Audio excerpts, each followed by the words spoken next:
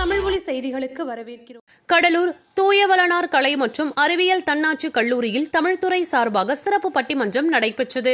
கல்லூரி செயலர் தந்தை அருட்திரு சுவாமிநாதன் அடிகள் அனுமதியோடும் கல்லூரி முதல்வர் முனைவர் அருமை செல்வம் தலைமையில் கல்லூரி முதன்மை துணை முதல்வர் கணிதத்துறை தலைவர் பேராசிரியர் முனைவர் ஜே ஜோன் ஆரோக்கியராஜ் மற்றும் வேதியியல் துறை பேராசிரியர் அருட்தந்தை முனைவர் சார்லஸ் எடிசன் முன்னிலையில் நடைபெற்றது.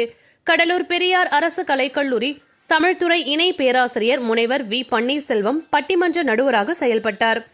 விழாவில் பேராசிரியர் அருட்தந்தை முனைவர் மரிய ஆனந்தராஜ், முனைவர் வனதயன், பேராசிரியர் முனைவர் அண்ணம்மாள் ஆகியோர் பங்கேற்றனர். ஒருங்கிணைப்பாளர்கள் தமிழ்துறை பேராசிரியர் முனைவர் ஆ ஜான் போஸ்கோ, பேராசிரியர் முனைவர் மரிய செல்வம் இருவரும் பட்டிமன்றத்தை ஒருங்கிணைத்து வழிநடத்தினர்.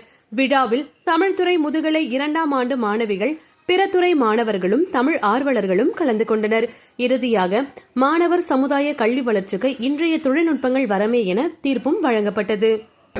உலகத்திற்கு என்னை அறிமுகப்படுத்திய எனது வழிகாட்டியும் எனது நெறியாளருமான தந்தை